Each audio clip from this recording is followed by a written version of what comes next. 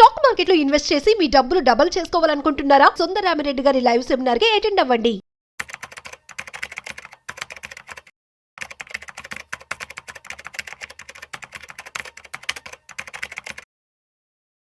నమస్తే, welcome back to Suman TV. ప్రస్తుతం మనతో పాటు ఉన్నారు స్టాక్ మార్కెట్ అనలిస్ట్ సుందరరామిరెడ్డి గారు. నమస్తే సార్. నమస్తే. సార్, ఫినాన్షియల్ ప్లానింగ్ అంటారు కదా, మనీ మేనేజ్మెంట్. మరి ఈరోజు ఒకసారి మా వ్యూవర్స్కి మనీ మేనేజ్మెంట్ రూల్స్ ఏమన్నా ఉంటాయా? ఫినాన్స్ ప్లాన్ చేసుకోవాలంటే ఎలా ప్లాన్ చేసుకోవాలంటారు? ప్రాపర్గా లైఫ్ స్మూత్గా ఉండాలంటే ఫైనాన్షియల్ ప్లానింగ్ ఎంతకంత ఉండాలండి. చాలా మంది ఏంటంటే రేపు తర్వాత చూసుకుందాంలే అంటారు. అంటే శాలరీస్ తక్కువ వచ్చిన వాళ్ళు ఏంటంటే ప్లాన్ చేసుకోవడానికి ఇష్టపడరు, ఎందుకంటే ఏం సరిపోదు కాబట్టి. బట్ ప్లానింగ్ ఉండటం వల్ల ఏంటంటే లైఫ్ స్మూత్గా ఉంటాయి. మనం ప్లాన్ చేసినా చేయకపోయినా రోజులైతే గడిచిపోతూ ఉంటాయి. ఆ డేట్ కల్లా అది కావాలి కాబట్టి ప్లాన్ చేసుకోవడం బెటర్ అనమాట. ఒకటి ఫైనాన్షియల్ బేసిక్స్లో ఏంటంటే ఫస్ట్ బడ్జెట్ ప్లాన్ చేసుకోవటం. చాలా మంది కంట్రీస్కి బడ్జెట్లు చూసుకుంటారు, కంపెనీలకి బడ్జెట్, వాటి మీద ఫోకస్ చేస్తూ ఉంటారు. వాళ్ళ ఓన్ బడ్జెట్ మీద ఫోకస్ చేయరు. బట్ వచ్చే శాలరీని ఎలా వినియోగించాలి అనే క్లారిటీ ఉందనుకోండి, అప్పుడు మనకు అర్థమవుతుంది. మన శాలరీ ఎంతైతే మీ ఖర్చులు ఎప్పుడు ఇంతే ఉండాలా, ఖర్చులు ఎప్పుడు ఇంతే పెట్టుకోవాలి ఇంత శాలరీలో. అందుకని మీ శాలరీ 1 lakh ఉండొచ్చు, 5 lakh ఉండొచ్చు, 20,000 ఉండొచ్చు, తేడా ఏం లేదు. వచ్చిన దాంట్లో ఎంతకంత మిగిలించాలన్నమాట. అందుకని ఎంతైతే బాగుంటుంది అని అన్నారు అనుకోండి, టెక్స్ట్ బుక్ ఎగ్జామ్ ప్రకారం ఏంటంటే ఒక 50% వరకు నీడ్స్ మీద ఖర్చు పెట్టాలా. వాటిని పోస్ట్పోన్ చేయలేం కదా. Telephone bill, current bill, essential needs compulsory, వాటి మీద 50% ఖర్చు పెట్టాలా. రెండోది 20% ఏమో వాంట్స్ అనమాట. సినిమాకి వెళ్ళాలనుకుంటున్నాను, ఖచ్చితంగా కాదు బట్ కోరిక అనమాట. ఒక టూర్కి వెళ్దాం అనుకుంటున్నాను, ఓకే, ఇలాంటి అనమాట. ఏదన్నా వాంట్స్ అంటే నెసరీ కానీ బట్ అదే టైంలో పోస్ట్ పోన్ చేసుకోవడానికి వీలైంది అనమాట. వాటిని ఏమంటారు మనం, నీడ్స్ అంటాం. ఓకే, సో వాంట్స్ తర్వాత నెక్స్ట్ నీడ్స్ తర్వాత వాంట్స్ అనమాట. అంటే థర్డ్ వన్ సేవింగ్ మ్యాండేటరీ, అది ఎంత 20% అనమాట.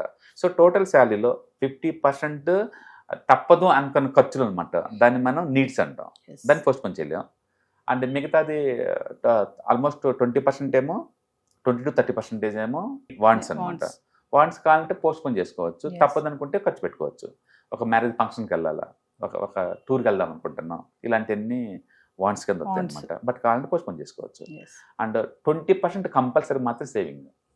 అయితే ఈ రూల్ అందరూ ఖచ్చితంగా పాటిస్తారా అంటే అది టెక్స్ట్ బుక్ ఎగ్జాంపుల్ అనమాట. పాటిస్తే మనకి బెటర్ అనమాట. అట్లీస్ట్ ఏంటంటే మనకి ఓకే 20% సేవ్ చేయాలి కాబట్టి ఖచ్చితంగా శాలరీ రాగానే సేవ్ చేసుకోవచ్చు అనమాట. దాన్ని పే యువర్ సెల్ఫ్ ఫస్ట్ అంటారు. అంటే మనకు మనమే రివార్డ్ ఇచ్చుకోవటం అనమాట. ఇలా 20% సేవ్ చేస్తే ఏమవుద్దంటే లాంగ్ టర్మ్ పాయింట్ ఆఫ్లో మంచి ఫండ్ క్రియేట్ అవుద్ది. మనం వర్క్ నుంచి రిలాక్సేషన్ చేసుకోవచ్చు అనమాట, ఎందుకంటే ఫండ్ నుంచి డబ్బు వస్తుంటుంది కాబట్టి బడ్జెటింగ్ కంపల్సరీ. మనకు డబ్బులు ఎలా వస్తుంది, వాటిని ఎలా ఖర్చు పెడతాను అనేది చాలా ఇంపార్టెంట్. ఎమర్జెన్సీ ఫండ్ ఉంటుంది కదా సార్. రెండోది ఏంటంటే ఎమర్జెన్సీ ఫండ్ క్రియేట్ చేసుకోవటం. ఎందుకు క్రియేట్ చేసుకోవాలంటే సడన్గా మన ఆఫీస్కి వెళ్తున్నాం, బైక్ పాడైపోయింది, కార్ బ్రేక్ డౌన్ అయింది, దాన్ని అలా వదిలేసి వెళ్ళిపోలేం కదా. మళ్ళీ శాలరీ వచ్చిందాక దాన్ని పక్కన పెట్టలేం కదా, దాన్ని రిపేర్ చేయించాల్సిందే. అందుకని అవసరాలు ఏ రూట్లో ఎలా వస్తాయో మనకే తెలియదు. అది హెల్త్ ఎమర్జెన్సీ కావచ్చు, బైక్ ఎమర్జెన్సీ కావచ్చు, ఇంకోటి ఏదైనా కావచ్చు. ఆఫ్టర్ ఆల్ సంపాదిస్తుంది ఇన్ టైంలో పనికిరాకపోతే ఆ డబ్బు పర్పస్ వేస్ట్ కదా. అందుకని ప్రతి ఒక్కళ్ళు ఎమర్జెన్సీ ఫండ్ క్రియేట్ చేసుకోవాలి. అది ఎంతైతే బెటర్ అంటే మీకు ఎంప్లాయ్ అనుకోండి, కనీసం ఒక 3 to 6 months మోయినంగా పక్కన పెట్టుకోవాలి మనీ. ఎందుకంటే వాళ్ళ కన్సిస్టెన్సీ ఇన్కమ్ వస్తుంది కాబట్టి, అంటే 3 to 6 months సరిపోద్ది. అదే నేను ఒక బిజినెస్ అనుకోండి, 6 to 9 months ఉంచుకోవాలి. ఎందుకంటే బిజినెస్లో అన్సర్టనిటీ ఉంటుంది. నా బిజినెస్ ఎలా అప్ అండ్ డౌన్ అవుతుంది నాకే తెలియదు. కాబట్టి 6 to 9 months మనీ వరకు ఒక ఎమర్జెన్సీ ఫండ్లా క్రియేట్ చేసుకోవాలి. అదే బిజినెస్ ఓనర్ అనుకోండి, అసలు బిజినెస్ అంటే ఫుల్ అన్సర్టనిటీ కాబట్టి వాళ్ళు ఖచ్చితంగా 12 months ఉంచుకోవాలి. అంటే ఎంప్లాయ్ అయితే 4 months, సెల్ఫ్ ఎంప్లాయ్ అయితే 8 months, బిజినెస్ ఓనర్ అయితే 1 year అమౌంట్ని అదే ఎమర్జెన్సీ మనీకి పెట్టుకోవాలి. అయితే బ్యాంకుల్లో ఖాళీగా ఉంచుకుంటారంటే అవసరం లేదు.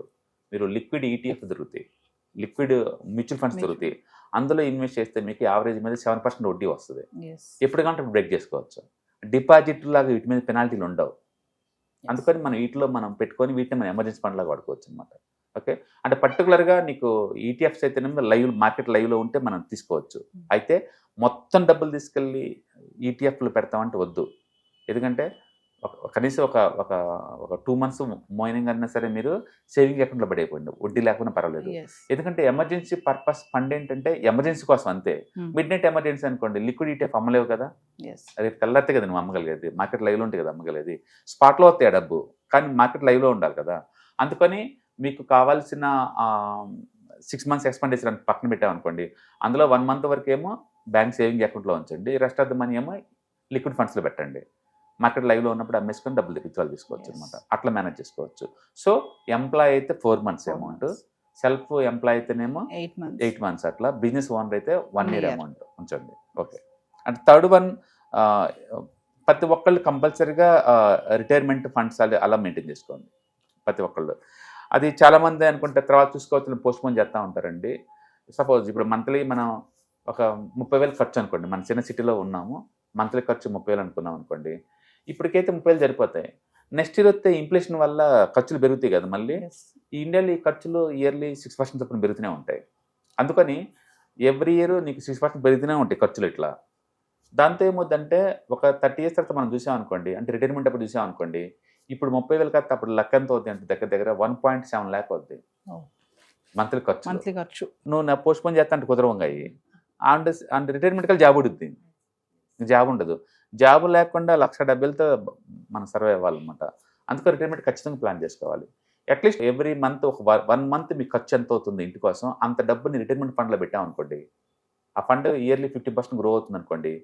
ఇప్పుడు ఒక 30,000 పక్కన పెట్టుకుంటే 30 సంవత్సరాల తర్వాత అది ఇయర్లీ యావరేజ్ మీద ఒక 50 చొప్పున పెరుగుతుంది అనుకోండి, మీకు 19 లక్షలు వస్తుంది. అప్పుడేమద్ది, అప్పట్లో 1,70,000 ఖర్చులైనా సరే మనకి ఈ డబ్బుతోటి నువ్వు 12 నెలలు గడపచ్చు. అంటే ఇప్పట్లో 1 month మనీ సేవింగ్ చేసుకుంటే అప్పట్లో 1 year వరకు రిటైర్మెంట్ ఫండ్ లాగా వస్తుంటుంది నీకు.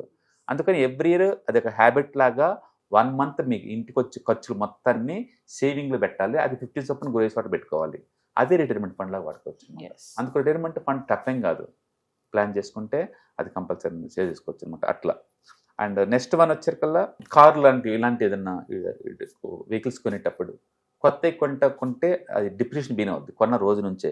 ఈవెన్ సెకండ్ రోజు నువ్వు అమ్మాలన్నా సరే అది తక్కువే అమ్మాలి. ఇవన్నీ డిప్రిషియేషన్ అసెట్స్ అనమాట. ఫస్ట్ మీరు ఏంటంటే కన్సిస్టెన్సీ ఇన్కమ్ క్రియేట్ చేసుకునేంతవరకు విడ్జోలు బాటం పోకుండా ఉండటం బెటర్. కన్సిస్టెన్సీ ఇన్కమ్ వచ్చేంతవరకు అచ్చం యాక్టివ్ ఇన్కమ్ మీద సర్వే అవుతూ ఇలాంటి వాటి జోలు పోకూడదు. ఒకసారి ప్యాసివ్ ఇన్కమ్ బీన్ అయిన తర్వాత అప్పుడు వెళ్ళండి. ఇంకా ఫర్ ఎగ్జాంపుల్ నా దగ్గర ఒక 30-40 lakh ఇన్కమ్ అమౌంట్ ఉంది. వాటిని మనం ఏదైనా మ్యూచువల్ ఫండ్లో పెట్టేసి SWP పెట్టామనుకోండి, వచ్చే డబ్బులతో నేను కార్ కొనొచ్చు, మీరు ఏదైనా చేయొచ్చు. ఎందుకంటే నేను వర్క్ ఆపేసినా ఇది నాకు ఎఫెక్ట్ అవుతుంది కాబట్టి. అట్లా ఏదైనా ఫండ్ క్రియేట్ అయిన తర్వాతనే డిప్రిషియేషన్ అసెట్స్ కొనుక్కోండి. మీరు యాక్టివ్గా వర్క్ చేస్తూ ఫండ్స్ ఏం లేకుండా ఈఎంఐలు పెట్టి కారు లాంటి ఏం కొనొద్దు అనమాట. అందుకని ఇలాంటి కొనే ముందు 1-2 సార్లు ఆలోచించండి. అలాగని చెప్పేసి అందరికీ కారు లేకుండా కుదిరిద్దంటే కొంతమంది కుదరపోవచ్చు, కొంతమంది లైఫ్ కూడా అయి ఉండొచ్చు అది. బట్ నేను అంటుంది ఏంటంటే ప్యాసివ్ ఫండ్ వచ్చేంతవరకు కూడా పోస్ట్పోన్ చేసుకోండి ఎలాంటివి ఉంటే అని చెప్తాను. రైట్. నెక్స్ట్ క్రెడిట్ కార్డ్స్ అది అన్నిటికీ వాడుతూ ఉంటారండి. ఏదైనా ఎమర్జెన్సీ వస్తే తప్ప వాడమాకండి. అండ్ ఏదైనా ప్రొడక్టివిటీ ఉంటేనే వాడండి. చాలామంది ఏంటంటే ఎలాగ ఉంది కదా అని చెప్పేసి వాడేస్తూ ఉంటారు. అండ్ ఎంటర్టైన్మెంట్ కోసం పర్టికులర్ వాడుతుంటారు.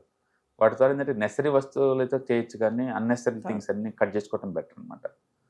అండ్ నెక్స్ట్ వచ్చేసరికి పర్చేస్ ఏదైనా చేసినప్పుడు ఏంటంటే అది ఖచ్చితంగా ప్లాన్ చేసుకోండి, అది వర్తా కాదా అనేది. సదంతరకు పోస్ట్పోన్ చేసుకుంటూ పోండి. పెద్ద పర్చేస్ ఏమైనా ఉంటే నెసరీ అయితే మనం చేయొచ్చు అనమాట. అందుకని 1-2 సార్లు థింక్ చేసుకోండి. బిగ్ పర్చేస్ ఇచ్చేటప్పుడు ఇది నెసరీ కాదా, నెసరీ అయితే ఇది పోస్ట్పోన్మెంట్ అయిన పాసిబిలిటీ ఉంటుందని. ఏదైనా సరే ప్రొడక్టివిటీ వచ్చేలా వాటికైతే పెట్టుకోవడానికి అర్థం ఉంది. నాన్ ప్రొడక్టివ్ థింగ్స్ మొత్తాన్ని పోస్ట్పోన్ చేసుకోవడం బదులు. అందుకని నీడ్స్కి వాంట్స్కి ఆ క్లారిటీ ఉండాలి, తేడా ఉండాలి. అదొకటి గుర్తుపెట్టుకోండి. నెక్స్ట్ వచ్చేసరికి ఇన్సూరెన్స్ మ్యాండేటరీ. అది కూడా చాలామంది హోల్ లైఫ్ పాలసీలు, మనీ బ్యాక్ పాలసీలు అవి కొంటారండి. అవి కాదు, టర్మ్ ఇన్సూరెన్స్ అంటే నథింగ్ బట్ టర్మ్ ఇన్సూరెన్స్ అనమాట. అది ఖచ్చితంగా ఇవాళ రేపట్లో 1 crore తక్కువ ఉండడానికి వీల్లేదు. మీరు కనుక ఏజ్ 30 లోపు కనుకుంటే కనీసం ఒక 1 crore వర్క్ తీసుకోండి. మీకు మంత్లీ ఒక 500 నుంచి 600 అవుతుంది అంతే, ఏజ్ 30 లోపు అయితే. తర్వాత ఏజ్ పెరిగే కొద్ది ఏంటంటే ప్రీమియమ్స్ చాలా కాస్ట్లీ అవుతుంటాయి. అందుకని ఆ టైంలో ఏంటంటే మీకు మంత్లీ కూడా 5,000 పెట్టాల్సి వచ్చింది. ఇప్పుడు 500తో పోయేదానికి 5,000 పోతాం అనమాట. తర్వాత ఒక సర్టన్ ఏజ్ తర్వాత మన ఇల్లు లాంటివి ఏదన్నా పెద్ద బిగ్ మనీ అయ్యేది కొంటున్నాం అనుకోండి, వాళ్ళు ఖచ్చితంగా ఇన్సూరెన్స్ అడుగుతారు, టర్మ్ ఇన్సూరెన్స్. ఆ ఏజ్లో కొనాలంటే ఇంకా చాలా కాస్ట్లీ అవుద్ది. అందుకని ముందే ప్లాన్డ్గా మనం తక్కువ ఏజ్లో ఉన్నప్పుడు తీసుకోవడం బెటర్ అనమాట.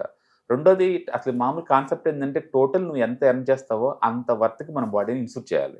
మనకి ఏదైనా సరే డిపెండెన్స్ ఎఫెక్ట్ కాకుండా ఉంటారనమాట. అందుకని insurance mandatory and it should be term insurance. Not money back, Money. Not ULIP, not whole life పాలసీలు అనమాట. అంటే ఇట్స్ మ్యాండటరీ. ఎర్నింగ్ చేసే వాళ్ళందరూ కంపల్సరీగా అంటే తీసుకోండి. అంటే ఎంత తీసుకుంటే బాగుంటుంది ఈ పాలసీ అంటే అట్లీస్ట్ 10 మీ గ్రాస్ ఇన్కమ్ మీద 10 టైమ్స్ ఉండాలి అట్లీస్ట్. అట్లీస్ట్ సపోజ్ మీ ప్యాకేజ్ మంత్లీ అది ఇయర్లీ 10 lakhs ప్యాకేజ్ అన్నారు అనుకోండి, ₹1,00,00,000 కంపల్సరీ. అంతకంటే తక్కువ కుదరదు అనమాట. అంతకంటే ఎక్కువ తీసుకుని తప్ప తక్కువ తీసుకోకూడదు. అందుకని 10 lakhs of the total gross salary అనమాట మనకి. దాన్ని తీసుకోండి. సో మొత్తానికి అంటే ఫైనాన్షియల్ ఫ్రీడమ్ రావాలి అంటే మాత్రం ఈ నీడ్ ప్రాపర్ ప్లానింగ్ అనమాట. ఓకే, స్టెప్ బై స్టెప్ మనం చూసుకుంటుంది. సింపుల్ చెప్పాలంటే ఎర్న్ చేయండి, ఎంతకంత సేవ్ చేయండి, వాటిని మంచి చోట ఇన్వెస్ట్మెంట్ చేసుకుంటూ పోండి. అంతే తప్ప స్పెక్యులేషన్ థింగ్స్ ఏం చేయొద్దు అనమాట. దానివల్ల ఏంటంటే long term point of wealth create అవుతూ ఉంటుంది. షార్ట్ టర్మ్ కాకుండా లాంగ్ టర్మ్ వ్యూ చూసుకోండి. సపోజ్ ఇప్పుడు నేను ఇండెక్స్ ఫండే కొన్నాను అనుకోండి, సింపుల్గా నిఫ్టీ ఇండెక్స్ ఫండే తీసుకున్నాను అనుకోండి, మంత్లీ 5,000 పెడుతున్నాను అనుకోండి. ఇప్పుడు నిఫ్టీ ఉంది 24,000 దగ్గర. ఈ రోజు చూడమాకండి, 2030 కల్లా నిఫ్టీ ఒక 50,000 దగ్గర ఉంటుందని ఊహించుకోండి. 2030 కల్లా నిఫ్టీ 50,000 దగ్గర ఉంటుంది. ఉంటే నాకు ఎంత వెల్త్ క్రియేట్ అవుతుంది అట్లా ఊహించుకోండి. షార్ట్ టర్మ్లో ఉన్న వాలటిలిటీ చూసేసి అయ్యో పడిపోతుంది, అయ్యో తగ్గిపోతుంది యూనిట్ అట్లా కాదు. ప్రాపర్ ప్లానింగ్ ఉండాలి. అండ్ మోర్ ఓవర్ మన దగ్గర మిగిలిపోయిన డిస్పోజల్ ఇన్కమ్ ఇప్పుడు అర్జెంట్ ఏం లేదు కదా, అందుకని ఇబ్బంది లేదు. అందుకని ఎర్న్ చేయండి, సేవ్ చేయండి, ఎమర్జెన్సీ ఫండ్ ఫస్ట్ క్రియేట్ చేసుకోండి. తర్వాత ఇప్పుడు టర్మ్ ఇన్సూరెన్స్ తీసుకోండి, ఎస్ఐపి బిగింగ్ చేసుకోండి, లాంగ్ టర్మ్ ప్లాన్ చేసుకోండి, రిటైర్మెంట్ ఫండ్ కంపల్సరీ. ఇవన్నీ చేయడం ద్వారా ఏంటంటే మనకి లైఫ్ స్మూత్గా అయిపోద్ది. అన్ఫార్చునేట్లీ టెక్స్ట్ బుక్స్లో ఉండవు కాబట్టి మనకి ప్లాన్ చేసే లోపల లేట్ అవుతుంది.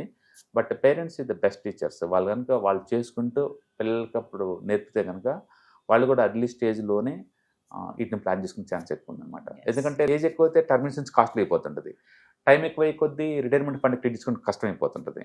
అందుకని అర్లీ స్టేజ్లో ప్లాన్ చేస్తున్నాం అనుకోండి, చాలా తక్కువ డబ్బుతోనే మనం వెల్త్ క్రియేట్ చేసుకోవచ్చు. Thank you. Hi, one day classroom ఎన్విరాన్మెంట్లో ఆఫ్లైన్ వెబినార్ జరగబోతుంది. అండ్ ఇంట్రెస్ట్ ఉన్న పార్టిసిపెంట్స్ ఈ కింద స్క్రోల్ అవుతున్న నెంబర్కి రింగ్ చేసుకొని సీట్ బుక్ చేసుకోండి. దీంట్లో ETFs, index funds and mutual funds మీద completely and hand holding experience మీకు ప్రొవైడ్ చేయబడుతుంది. దీని ద్వారా ఏంటంటే మనం ఎసెట్స్ని స్టాక్ మార్కెట్లో ఎలా మేనేజ్ చేసుకోవాలి, ఎలా గ్రో చేసుకోవాలి, ఎలా ప్రొడక్ట్ చేసుకోవాలో అంటే ప్రాక్టికల్గా నేర్చుకుంటారు. అండ్ మీ ఇప్పటి వరకు మనం ఆన్లైన్లోనే మీరు అటెండ్ అవుతున్నారు. ఇక నుంచి మీరు లైవ్లో క్లాస్ రూమ్ ఎన్విరాన్మెంట్లో నేర్చుకునే ఛాన్స్ దొరుకుతుంది. కాబట్టి ఇంట్రెస్ట్ ఉన్న పార్టిసిపెంట్స్ కింద స్క్రోల్ అవుతున్న నెంబర్కి పింగ్ చేసి సీటు రిజర్వ్ చేసుకోండి. Thank you.